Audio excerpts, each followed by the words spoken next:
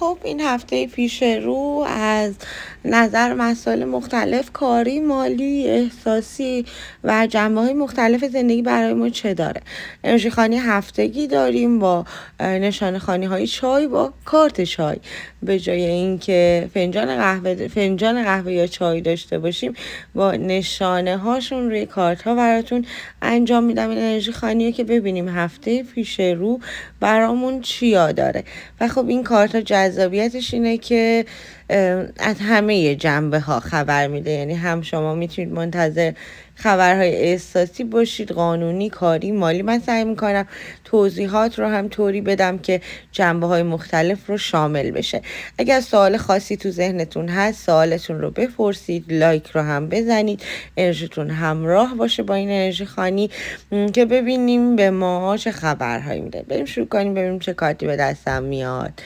خب خبر خوش برای خانوم ها اینه که یک آشنایی خواهید داشت، آشنایی جدید با یک آقایی که به خصوص سینگل ها میتونید با یک رابطه عاطفی خیلی جذاب رو شروع بکنید و مشخصه‌ای که ازش روی کارت داده رنگ پوست و موهای تیره هستش.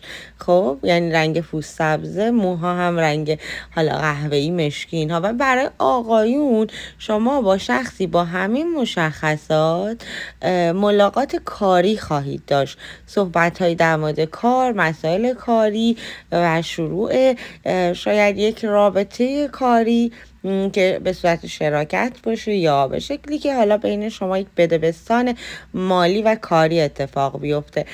کارت خنجر براتون اومده، نشان خنجر اومده. بچه ها میگه ترس و نگرانی هایی داری در یک هفته آینده، هم اگر همین الان نگرانی هایی داری نگرانی ها ادامه داره، موقعیت های پرتنشی خواهی داشت و ممکنه که نگرانی ها اذیتت بکنه، ترسایی داشته باشی از قدم پیش گذاشتن. اگر میخوای حرفی رو بزنی بترسی که نسبت به حرفت واکنش تندی نشون بدن یا رفتار خیلی درستی نبینی.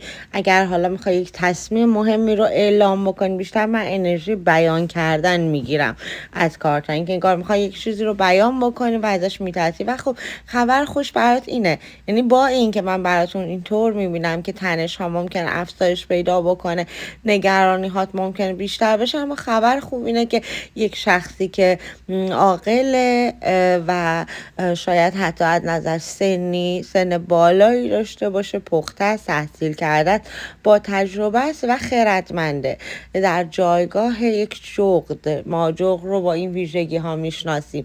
این شخص به شما راهنمایی میکنه، نصیحت میکنه.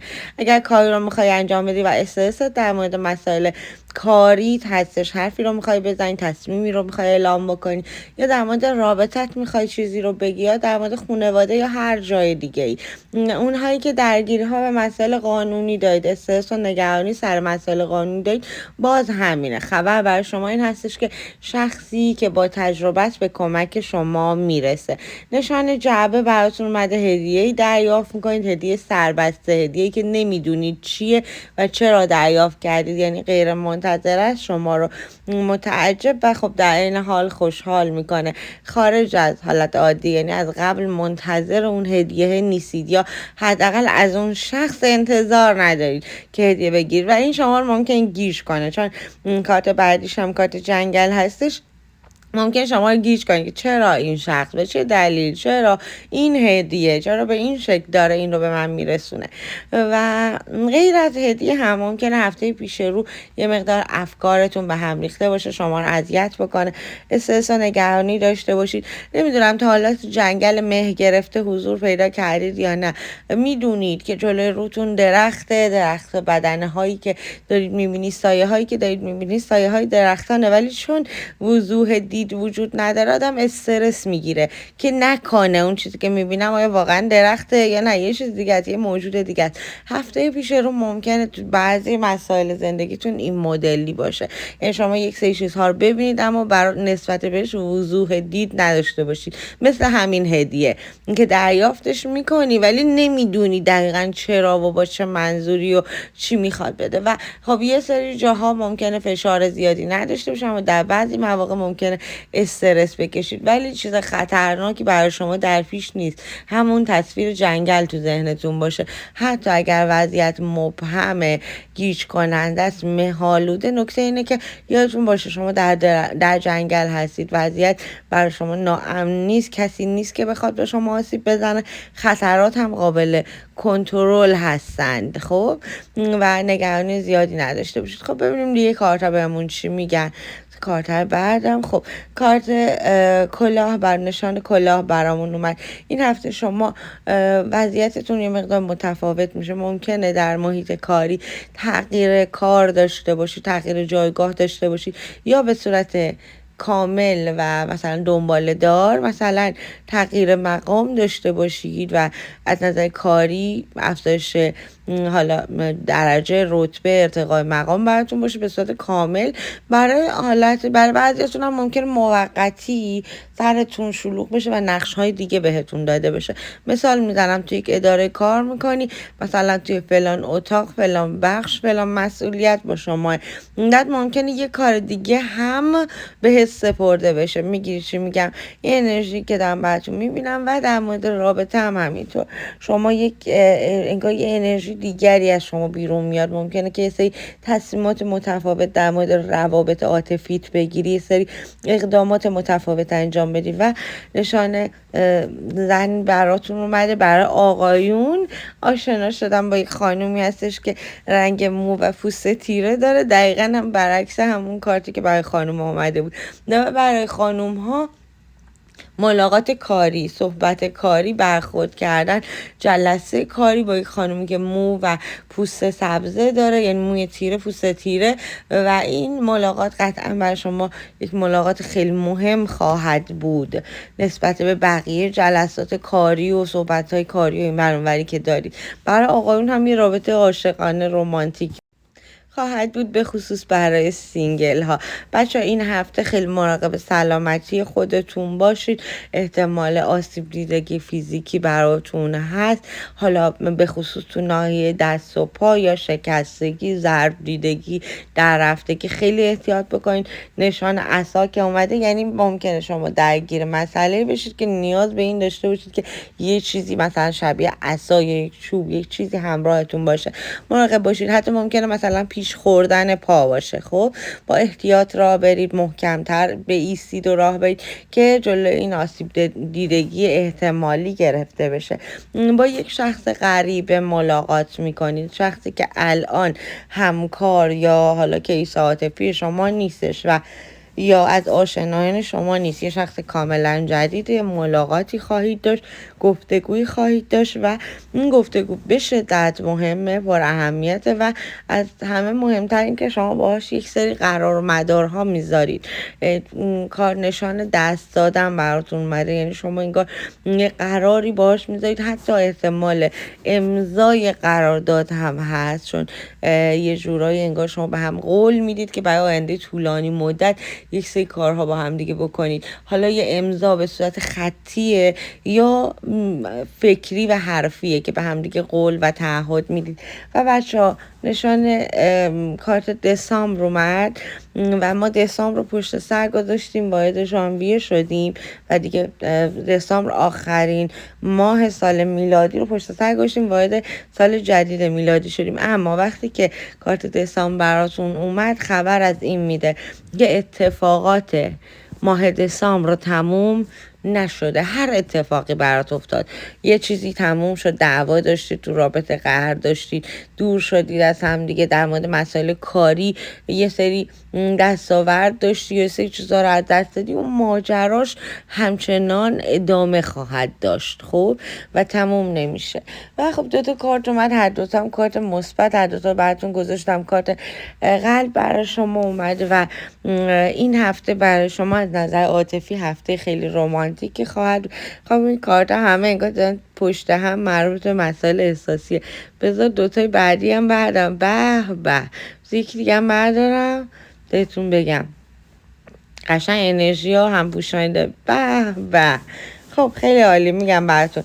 اولی که یه هفته براتون خیلی هفته رمانتیکی از نظر احساسی، عشق و محبت میگیرید، خیلی دلسوزی دریافت میکنی، طرف مقابل میبینی خیلی بیشتر همیشه داره هواتو داره، ازت مراقبت میکنی، دلسوزت میشه، خیلی مورد توجه قرار میگیری از طرف کیس عاطفی. اونایی که تو رابطه هستید، اونایی که کیس عاطفی ندارید، اون شخصی که بهتون گفتم چه خانم‌ها چه آقایون، برای هر دو تا شخصی با مو و پوست تیره اومد، اون شخصی که وارد زندگیت میشه این کارا رو برات میکنه. خب اونایی هم که کیس عاطفی دارید، همین شخص و خیلی مورد توجه قرار میگیری و نشان پاپیون این رو میگه که نه فقط از طرف کیس عاطفی، از طرف بقیه هم مورد توجه قرار میگیره. حالا جریان چیه؟ جریان که یک سری تغییرات مفید قرار اتفاق بیفته.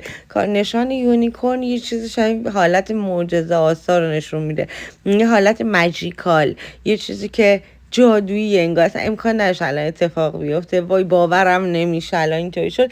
و چه اتفاقیه که باور نمیشد الان اتفاق بیفته؟ که الماس برامون اومده دیگه. یعنی اینکه برای خیلی هاتون توی همین هفته هدیه با ارزشی دریافت میکنید که طلا جواهرات خواهد بود و خب برای اکثرتون این طلا جواهراتی که دریافت میکنید حلقه هستش. حالا انشالله با امید خدا اگر خواستگاری اینا براتون اتفاق افتاده قبلا، خب در این هفته شما اون حالت نامزدی و عقد و اینا رو ممکن برگزار بکنید.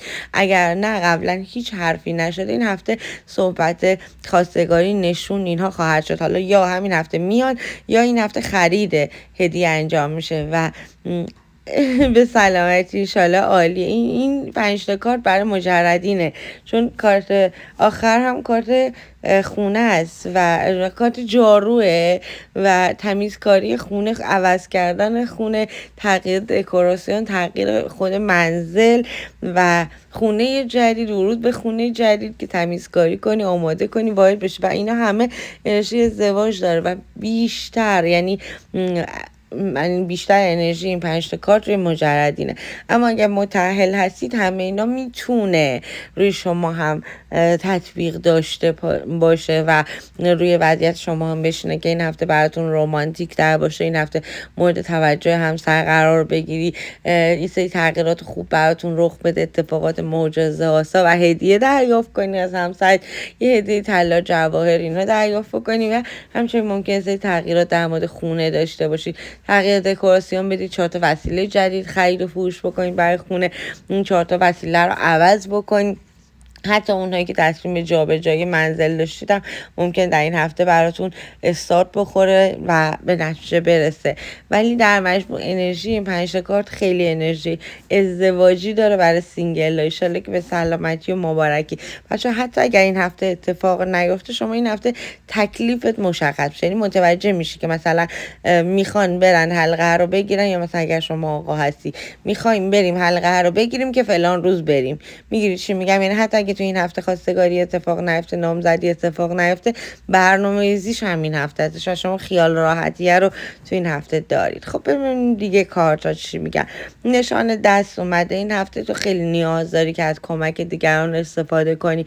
تنهایی تصمیم نگیر، تنهایی حرکت نکن، تنهایی پیش نرو، تنهایی آره نگو، تنهایی نه نگو. برای هر مسئله که میخوای تصمیم بگیری حتما کمک بگیر، راهنمایی بگیر از آدمی که برات معتمده. و اگر هم تصمیم گیری خاصی نداری ولی حس کردی که من الان در یک وضعیتی هستم نیاز دارم یه نفر دیگه چیزی بهم بگه، نیاز دارم مثلا یه آدم با تجربه در مورد این قضیه برام حرف بزنه، یا نیاز دارم که یه کمکی بهم برسه یا هر چه شبیه اینا، جلوی خودت رو نگی. لازم نیست اصلا خودتو کنترل کنی بگی با این نه نباید بپرسم. چرا؟ آدم معتمد پیدا کن بپرس. اگر دور و برت آدم معتمد نداری، تراپیست، روانشناس. اگر نیاز به مسائل مثلا یعنی گیرت سر مسائل قانونی حقوقی، یه جلسه مشاوره با یه وکیل بگیر، برو بشین صحبت کن، از راهنماییش استفاده کن. این هفته براتون چیزی قراره برسه، به حالا منتظر یک بسته، یک نامه، یک چیزی که انگار قرار به صورت پستی براتون بیاد باشید. حالا پست میتونه پست فیزیکی باشه، میتونه شبیه مثلا ایمیل و پیام و پیامک و اینجور چیزا باشه، ولی یا اینکه یه بسته قشنگ بیاد دم در خونتون. منتظر باشید یک چیز قرار برای شما برسه. چون نشان پرنده نشسته افتاده، یعنی انگار فرستاده شده یا آماده شده که این هفته به دستتون برسه، یعنی از قبل تعیین شده است و خب خبر خوشی انشالله. و مرکب ریخته شده اومد، یه سری مشکلات هست که تو تا الان نادیده گرفته بودی، تا الان بهشون توجه نمی کردی، مشکلات انباشته شدن و دقیقا این هفته زمان حل شدنشه. مشکلات جلوی چشت رژه میرن و دیگه وقتشه که بهشون رسیدگی کنی، دیگه وقتش نیست که بگی بمونه بعدن، حالا بعدن کاری میکنم. مشکلاتی که جلوی چشته و مثلا یه اتفاقی میفته، میگی الان که این اتفاق افتاد من میدونم از فلان جات فلان مشکل رو حل نکردم، فلان حرف رو نزدیم، فلان کار رو نکردیم، الان این اتفاق ناراحت کننده داره میفته. دقیقا همونجا باید بری اون چیزایی که قبلا حل نشده رو حل بکنی، الان وقتشه. و نشان درخت اومده، یه سری مسائل مربوط به خانواده خواهید داشت و چون حالا درخت هستش هم انرژی مثبت داره، یعنی اگر مشکلاتی در خانواده هست حل میشه. اگر چالش های همین الان با خودت با خانواده داری یا به صورت دست جمعی توی خانواده مطرح شده، حل خواهد شد در این هفته. و باز چون درخت هست، خانواده فقط پدر مادر خواهر برادر یا مثلا همسر و بچه نیست، میتونه حتی مسائل نسلی باشه، یعنی اگر یه چیزی مثلا مربوط به پدر بزرگ مادر بزرگ، مسائل ارثیه یا پدر بزرگ مادر بزرگ اگر زنده هستن و سالم هستن کنار شما هستن، ممکن این سری مشکلات مربوط به اونها تا الان بوده، نگرانی استرس داشتید، بدوهایی بوده، اونها حل میشه و خبر خوش برای شما هستش. و این هفته برای شما نسبت به هفته های گذشته هفته آرامتریه، استراحت بیشتری خواهید داشت و ریلکسر خواهی بود، یه ذره نفس راحت میکشی و یه جورایی این هفته برای شما مثل یک وضعیت تعطیلات خواهد بود. تعطیلات که هم میتونه جسمی باشه هم میتونه روحی باشه. این جسمی تو بازم همون ریتم زندگی تو داری، اما از نظر روحی نمیگم هیچ مشکلی نیست، چون چند تا کارت اومد که نشان از مشکلات و نیاز به حل مشکلات بود. مشکل هست، اما نسبت به روزها، هفته ها و حتی ماه های گذشته، این هفته یکی از سبکترین هفته های تو خواهد بود و انشالله که خیره. کارتا خیلی فوق العاده بودن، خودم لذت بردم. نظراتتون رو برام بنویسید. اگر سوال خاصی براتون هست، مسئله خاصی هست که دوست دارید در موردش انرژی خوانی داشته باشیم، در کامنت ها برام بنویسید. من حتما براتون انرژی خوانیش رو انجام میدم و پست میکنم و مثل همیشه دوستتون دارم. نور، خیر و برکت براتون آرزو میکنم عزیزای دلم.